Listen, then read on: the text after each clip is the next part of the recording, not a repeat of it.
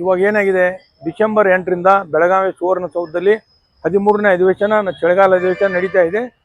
ಈ ಅಧಿವೇಶನದಲ್ಲಿ ಭಾಗವಹಿಸುವಂಥ ಮಾನ್ಯ ಶಾಸಕರುಗಳಿಗೆ ಸರ್ಕಾರದಿಂದ 2500 ರೂಪಾಯಿ ದಿನಭತ್ಯೆಯನ್ನು ಪಾವತಿಸಲಾಗ್ತಿದೆ.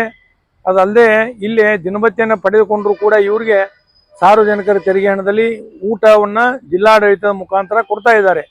ಅದಕ್ಕೆ ನಮ್ಮದೇನಪ್ಪ ಪ್ರಶ್ನೆ ಅಂದ್ರೆ, ಈ 2500 ರೂಪಾಯಿ ಊಟಕ್ಕನ್ನು ಕೊಟ್ಟಿರ್ತಾರೆ ಅವ್ರಿಗೆ. ಈ 2500ರಲ್ಲಿ ಶಾಸಕರು ತಮಗೆ ಯಾವ ಬೇಕಾ ಆ ಭೋಜನವನ್ನು ಮನಸ್ಸಿಗೆ ಬಂದಷ್ಟು ಯಥೇಚ್ಛವಾಗಿ ಸೇವಿಸಬಹುದು ಅವರೆಲ್ಲ. ಆದರೆ ನನ್ನ ಪ್ರಶ್ನೆನ ಅಲ್ಲೇ ದಿನಭತ್ಯೆ ಕೊಡ್ತಾ ಇದ್ರಿ, ಇಲ್ಲಿ ಮತ್ತೆ ಅವ್ರಿಗೆ ಊಟದ ರೊಕ್ಕ ನೀವೇ ಕೊಡ್ತೀರಿ. ಇದು ಭಾಳ ಕಾನೂನಿಗೆ ವಿರೋಧವಾದಂಥ ಸಂಕೇತನ ಹೇಳಿಕ್ಕೆ ಬಯಸ್ತಾ ಇದ್ದೀನಿ.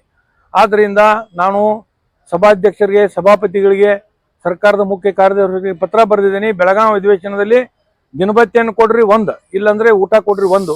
ಎರಡೂ ಕೊಟ್ರೆ ಊಟದ ಬಿಲ್ ಎಷ್ಟಾಗಿರ್ತೈತಿ ಅದನ್ನು ಮಾನ್ಯ ಸಭಾಪತಿ, ಸಭಾಧ್ಯಕ್ಷರು ಅವ್ರ ಕಡೆಯಿಂದ ವಸೂಲು ಮಾಡಲಿಕ್ಕೆ ಕಾನೂನಾತ್ಮಕ ಹೋರಾಟ ಮಾಡ್ತಾ ಅಂತ ಹೇಳಿಕ್ಕೆ ಬಯಸ್ತಾ ಇದ್ದೀನಿ. ಅದಲ್ಲದೆ ಈ ಶಾಸಕರ ಹಾಜರಾತಿಯನ್ನು ಹೆಚ್ಚಿನ ಸಲುವಾಗಿ ಊಟ ಕೊಡ್ತೀವಿ ಅಂತ ಮಾನ್ಯ ಸಭಾಧ್ಯಕ್ಷರು ಹೇಳಿದರು.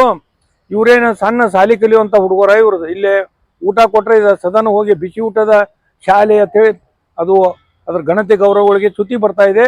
ಆದ್ದರಿಂದ ಕಟ್ಟುನಿಟ್ಟಿನ ನಿಯಮ ರೂಪಿಸಬೇಕು. ಏನಪ್ಪಾ ಅಂದ್ರೆ, ಯಾವ ಶಾಸಕರು ಅಧಿವೇಶನದ ಸಮಯದಲ್ಲಿ ಕಾರ್ಯಕಲಾಪಗಳಲ್ಲಿ ದಿನವೂ ತಪ್ಪದೆ ಸಂಪೂರ್ಣ ಕಲಾಪಗಳು ಮುಗಿಯುವವರೆಗೆ ಭಾಗವಹಿಸುವುದಿಲ್ಲೋ ಅಂಥ ಶಾಸಕರಿಗೆ ಸರ್ಕಾರದ ಯಾವ ಸೌಲಭ್ಯನ ಕೊಡೋದಿಲ್ಲ ಅಂತೇಳಿ ಕಾನೂನು ತೊಗೊಂಬರಿ. ಇವರೆಲ್ಲ ಓಡ್ಕೊತ ಬಂದ್ಕೊಂಡಿರ್ತಾರಲ್ಲಿ ಸದನದಲ್ಲಿ.